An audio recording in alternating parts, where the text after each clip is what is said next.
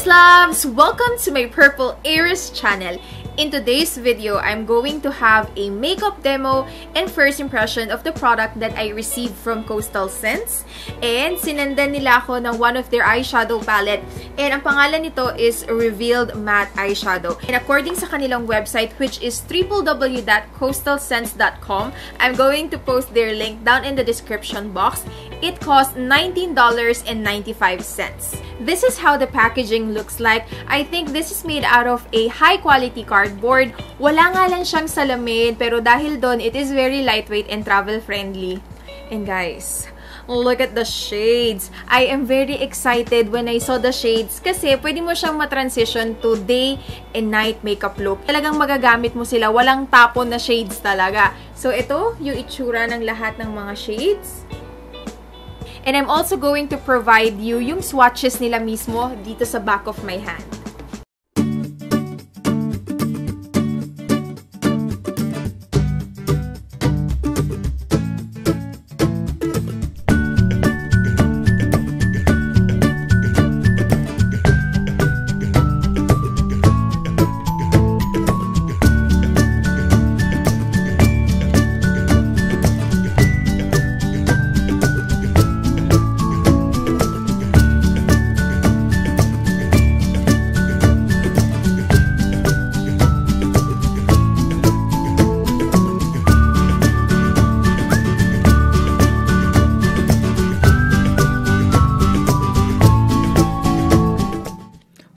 Transition shade, I'm going to use this color. Para siyang nag-aagaw na mauve, na nag-aagaw na light brown. Top of the excess, and then dito lang tayo maglalagay sa dulo. Siya yung mag-warm up ng ating crease. And I suggest, mas maganda kung simultaneously, salitan silang gagawin para naman hindi ka na mahirapan magpantay ng eyeshadow mo. Pag nalagyan mo na yung kabila, kuha ka uli ng same amount, tapos top of the excess, and then lagyan mo naman yung kabila. Yun yung pinaka magandang technique para magpantay yung eyeshadow. Then get a blending brush and diffuse the color para mawala yung linya.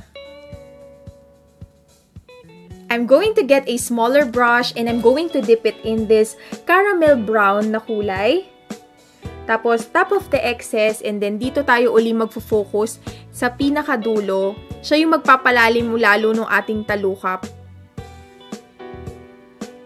Gagamitin ko ulit yung small brush at ididip ko siya dun sa caramel na brown. At maglalagay lang ako dito sa lower lash line ko. Pero hindi lahat ha, yung half lang.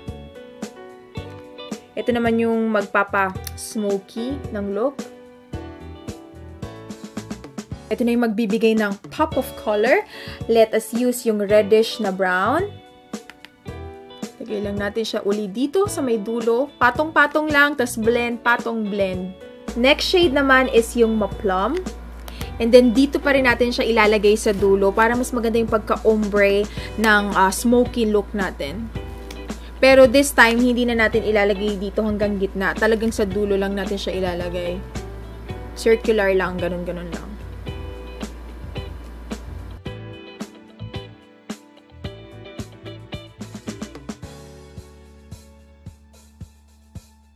Then, babalik na naman ako dito sa red, tapos papatungan ko na naman siya para nag-aagaw na plum, tapos nag-aagaw na auburn yung kulay sa ilalim. Tapos, dun sa pinakagitna, I'm going to use this, yung pale na pink. Gagamitin ko lang yung aking ring finger at ilalagay ko siya dito sa may gitna. Siya yung mag-create ng parang halo effect. Pwede nyo rin to gamitin sa mga shimmer eyeshadow nyo na may glitters at maganda din yun. Balik tayo sa caramel brown. And then, ilalagay ko naman siya dito sa inner part. Tapos, parang ipag-mimit ko. Ilalagay ko siya sa inner, tapos ilalagay ko dito sa half. To highlight my brow bone, I'm going to use this na medyo ma-yellow, na medyo ma-white. At lalagay natin dito para mas magmukhang neat yung kilay at medyo mas umangat siya. I'm going to use a beige eyeliner para mas magmukhang awake yung ating mata. And ilaline ko siya all over my waterline. I'm going to use a matte black eyeliner.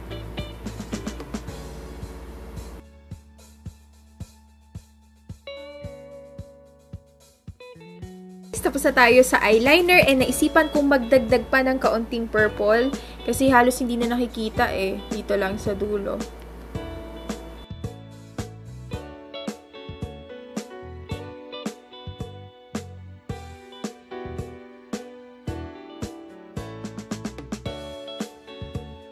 Magre-retouch lang ako ng aking contour bago ako mag-aura-aura ng mga posing-posing. And for the contour, medyo lalaitan ko lang siya.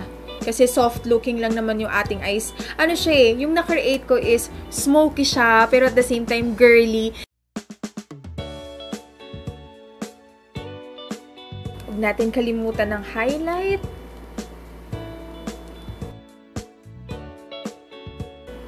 Tapos this one optional dito sa tear duct. Then for my blush, gamit lang tayo ng muted plum na medyo old rose para umakma siya dun sa ating eye makeup look. And then dito lang, swipe ko lang siya dito sa gitna.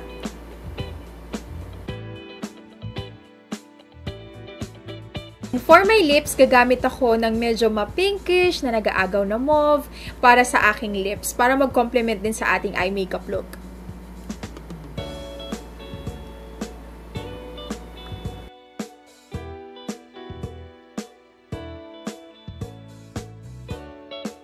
And maglalagay lang ako ng konting gloss sa gitna para mas healthy looking and juicy looking yung ating lips.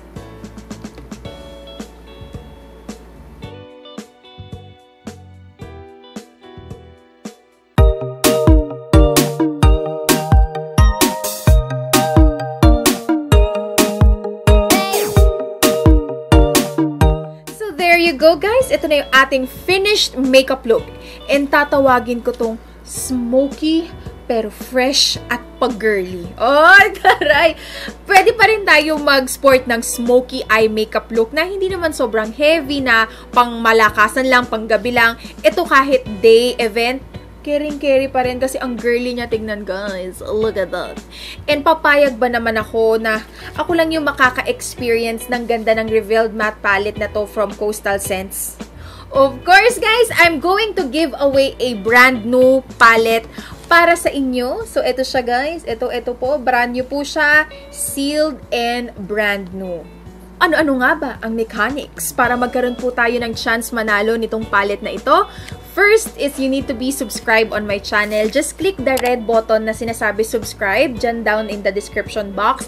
And then, pangalawa, you need to like this video.